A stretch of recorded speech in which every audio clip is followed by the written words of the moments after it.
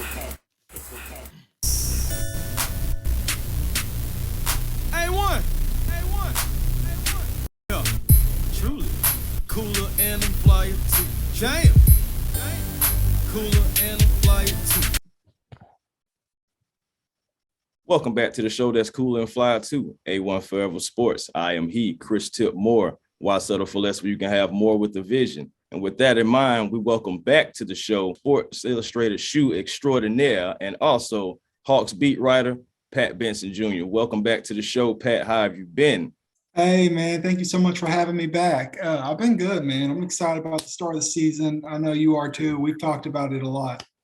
Yes, sir. Yes, sir. Excited about this season, man. So as far as like your new role and everything in the company, man, like tell us about that. How's it, how's it hanging? How's the things going? Yeah.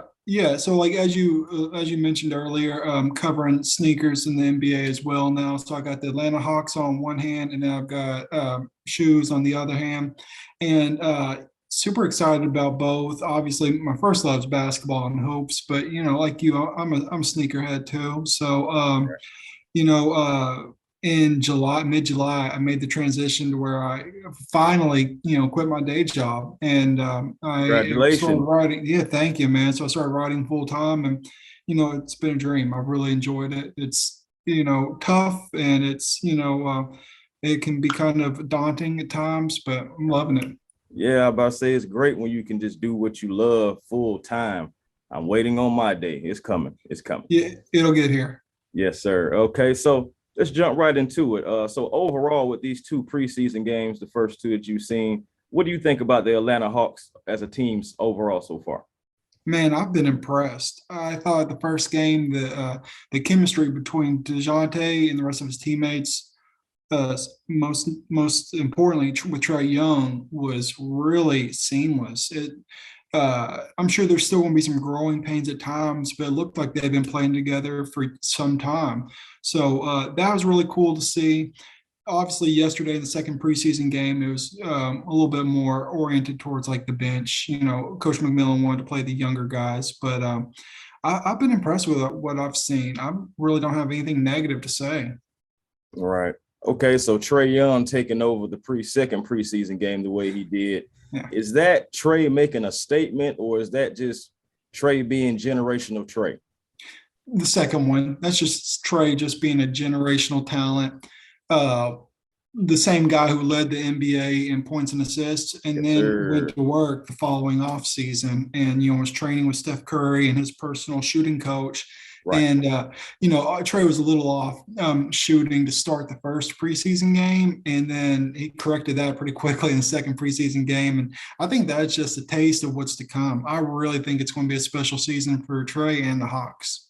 Yeah, I'm very excited myself to see it. I really was impressed, just as far as just Trae's improvement. I've seen improvement in his shooting. I was really checking it out because, I just wanted to see like his body motions and just everything. Yeah. And I really think that he's going to be a better shooter this year, like you said, working with Steph Curry's coach and also just working with other players, just open runs and everything like that. I think that's going to be really good for him to kind of get him going in the beginning of the season, because we do need a fast start, even because we have so many new moving pieces that's coming to the team, especially like Murray, like you just said. I do want to speak on one of the young guys, like you said, about the bench. 16th pick, AJ Griffin, 13 points now, knocked down a few shots from behind the arc. What did you like from him? Like you said, he's got a sweet shot. We've known that about him, but one was just happy to see him on the court because obviously there are injury concerns, and then he gets to training camp, he tweaks his ankle. So it was good just to see him on the court, but then he exceeded expectations with how he played. He flashed that shot. He got to the rim a couple times and looked real strong doing it. So obviously, he's going to be a work in progress. I know on defense, he was he had some room for improvement defensively, but I was really happy to see him on the court, and it definitely helped kind of calm the nerves of a lot of fans, myself included, on who did we draft? Right. Well, I'm gonna tell you something about speaking of the draft picks. I've been liking Tyrese Martin. I love Tyrese Martin. He could have just been a two-way player, but the Hawks signed him to a full NBA contract, just Mhm. after the summer league. And I know they're better at evaluating talent than I am. So that should say something. And then he can really get to the rim with ease. And he's just a gamer. He just, Yes. it's not like he's intimidated out there because he's a rookie, a second round draft pick. He doesn't care. He's going to take the ball, right to the hoop. He doesn't care who's standing in front of him. So I'm a huge fan of Tyrese. Right. Yeah, me too, man. He's a hooper. You can really just Mhm. tell. Mhm. Some guys just go after it. The guys that go after it, those are the true hoopers. So I Oh, really, I yeah. really believe that he is. I mean, of course, he's young. Same thing with AJ, both young guys, but you can tell that they're hoopers, though. You can really tell. And Yeah, no doubt. Yeah, no doubt. And you can tell that the front office is wanting to get this offseason, they wanted more playmakers, they wanted more scorers. And rather than, last year, excellent outside shooters, but besides Trae, not a whole lot of people were, getting to the rim. So that's not going to be a problem this year. right. And it seemed like this year, Capella's going to be kind of down there by himself. It's not going to be Mhm. like crowded of a lane either. So Yeah, that's yeah, going to be a good thing too. no So doubt. for the benefit of my subscribers here, it's like a narrative going on about the Hawks having an undersized backcourt. Probably one of the undersized in the league. It's been like a little narrative about that. Have you heard such a narrative? Or do you believe in that? Just looking around the league, around backcourts, as far as size or just athletic ability just goes, the Hawks like pretty much at a disadvantage. So yeah, I've caught wind of that narrative as well, and I'm not really buying it just Right. because one, there are plenty of undersized point guards out there, and most of them can't hold a candle to what Trae does. And then we saw what Correct. DeJounte is capable of. He's such a disruptor on defense, just a constant triple double threat. And everything's always new and everything's always novel until it happens. And then they're like, oh, okay, well, I guess that is doable. You know, 10 years ago, teams couldn't win NBA titles solely on relying on outside shooting, Correct. or largely relying on outside shooting. And then the Golden State Warriors put together a dynasty, built By on doing outside such. shooting and revolutionized the game. So, I just think it's a narrative, and there's a bunch of junk narratives, floating around out there. Especially, I'm sure you've seen them on NBA Twitter. It's just, you Yeah. know, we'll let the play do the talking for them, and I'm confident it's going to work. Yeah, NBA Twitter, that's probably the first place I've seen it. And then Yeah. me personally, when I first seen it, I was like, what? Because I just know, don't get me wrong, I understand they're trying to say by size and, Trae doesn't weigh the most and Jr.To doesn't weigh the most. But like I said, you got to get out there on the court and play the game. When you actually play the game, you'll notice that only sometimes that really matters, especially nowadays. Yeah, and look at Steph Curry. He's not big. Chauncey Billups wasn't big. Right. Isaiah Thomas wasn't big. Allen Iverson wasn't big. Wasn't it? So I'm really not worried about that. And a lot of most of those guys played in far more physical eras. So Definitely way more physical errors. yeah, You had guys like Spud Webb out there making plays.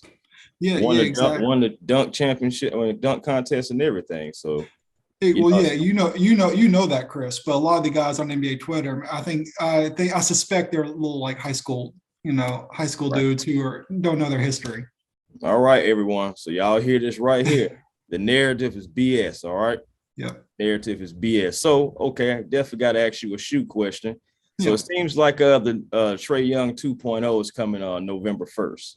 Mhm. How do you compare the first edition to the second edition, and which one do you kind of like better? So second edition is going to blow the first one out of the water performance wise. Adidas put far more technology and innovation in this one. It's going to be a performance beast. It's got a net upper, 360 net upper, rather than the last one was a mesh upper. Now, mesh, you can do more with designs, more with colorways. So it may be more fun, more aesthetically pleasing, but performance-wise, there's no comparison between the two. Adidas really knocked this one out of the ballpark. What do you think? Oh man. Well, I can't even deny it. I still like the first ones. Not saying that, Mhm. I don't like the second ones. Yeah, I'm more of a hands-on guy. I need it in yeah, my hand. So once I get it in my hand, put it on my foot, I definitely would probably feel the difference in what you're saying. That's why I asked you. You're the expertise now, man. So I had to ask you and see how you felt about them. But I definitely plan on copping a pair, checking it out. I have 3 personally of the first edition. So we'll see how this goes around. What was your favorite colorway of the first one? The one that never came out. The Olympics or Yep, the Olympic 96s. I wanted those from the jump. When I first seen those, I said, "Yep." I've scoured the internet for those. I can't find them, and it had to have been like a one of one play. Yeah, that's where I'm at with it now. It's a 1-of-1. Yeah. And it is what it is. I mean, hey, it happens. But yeah, I definitely wanted those in particular. But outside of those, I enjoyed the ice. The ice one's one of the original ones that came out. Yeah, the light blue. Yeah, I enjoyed the So Def just because, music and everything. I'm a music lover. So I enjoyed the collaboration of that. I did buy the Christmas pack as well. I hate that he didn't get a chance to wear them and we see him on the court, on Christmas Day. But I had got a pair of those as well. But that's a couple other pair I wish I was able to get. But, people will start buying them so fast. Thanks a lot, guys. Everybody started buying them so fast. Especially like those Black History months, I wanted a pair of those. Gone. Yeah. So it's just, those. But he has a lot of great colorways, honestly. That's right. Came out, and it just, it was just more and more. I'm like, Trae, what are you doing? You're trying to take all my money. He's coming for our wallets. Coming for the wallets, man. Like, not even caring. But no doubt. I think he's going to be the face of Adidas basketball in 1 to 2 years. Right now, it's still probably James Harden. Mm-hmm. I mean, maybe Derrick Rose. I mean, just because of longevity and everything, they're retroing a lot of Derrick Rose's older shoes, but it's going to be Trae's on the way. Yeah, Trae is definitely on the way. So as far as the Atlanta Hawks go, them making a top 4 seed, they're able to do that if they do what? Stay healthy, number one. Most importantly, just stay healthy. This team's going to be far more consistent this year than they were last year because their defense is going to be so much better. They won't be relying so heavily on their offense and outside shooting to win games. No more Herculean efforts from Trae, 30 and 10 games. Those aren't going to be required the same way that they were last year. This team's going to be far more consistent. And as long as they're healthy, then thgoing to get home court in the first round. And that's all you can ask for. From there, it's about matchups and health. But, that's going to be the big thing because the Eastern Conference got a lot tougher, but so did the Hawks. Yep.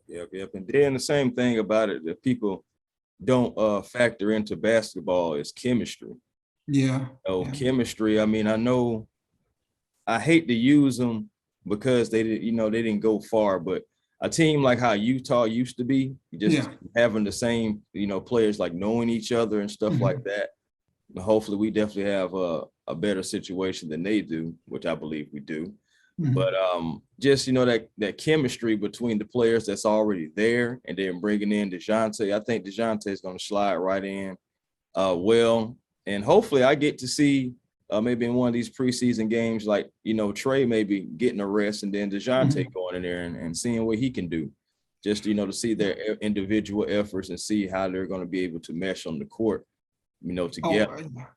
Well, I think you hit on an important point in chemistry. I think a lot of that is lost on the NBA because every summer, each team goes through a radical shakeup, which is super fun and exciting to watch. But I do think, like you said, I think chemistry is really underrated.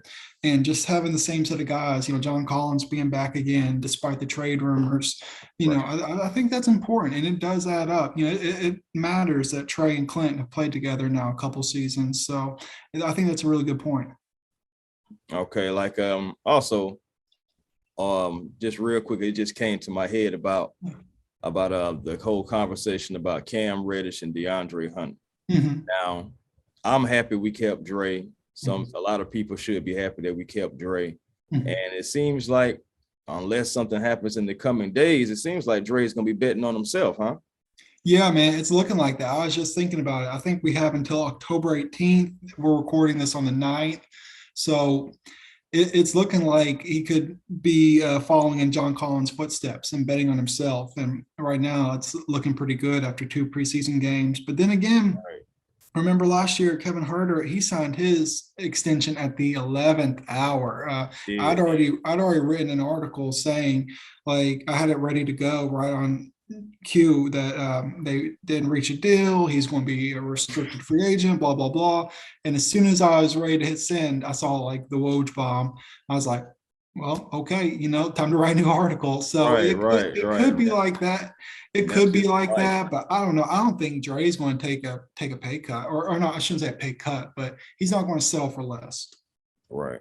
Yeah, I understand that, man. Hey, I definitely understand. He just needs to stay healthy and bring that Dre that was, in that last game of that Heat series, Yeah, That's the Dre I want to see, because that right there gave me a teaser going into the offseason. And I'm like, is that what you are? You know what I'm saying? Like, so I need to see a consistent part of that because that was great.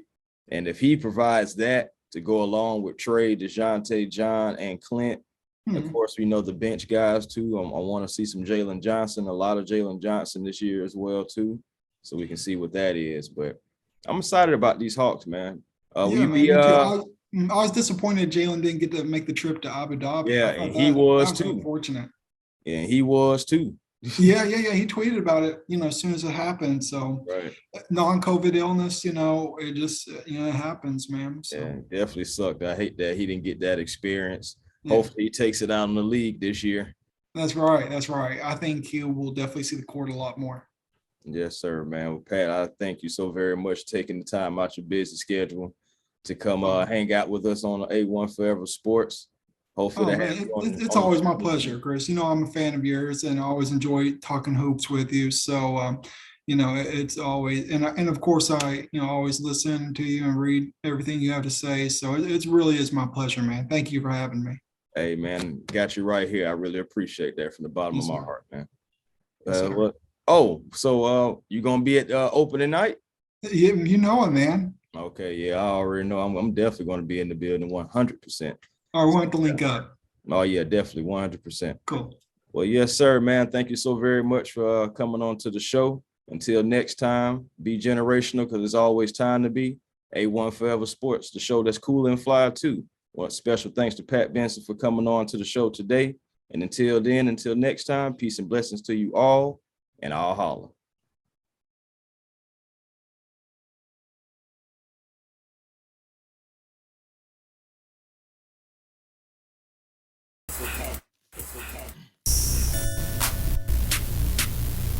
A1. Yeah, truly. Cooler and I'm flyer too. Jam. Cooler and